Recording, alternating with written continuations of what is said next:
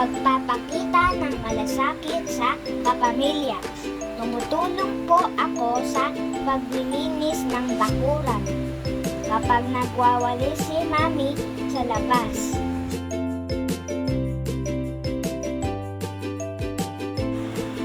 Pagpapakita ng malasakit sa kapwa bata.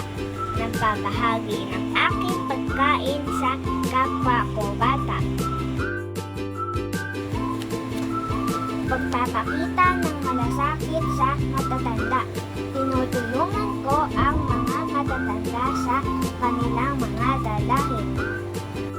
Pagpapakita ng malasakit sa may kapansanan. Hirap na sa paglalakad si Lolo. Inaabot ko ang mover niya tuwing siya ay tatayo para maglakad. Pagpapakita ng malasakit sa kawani ng paaralan.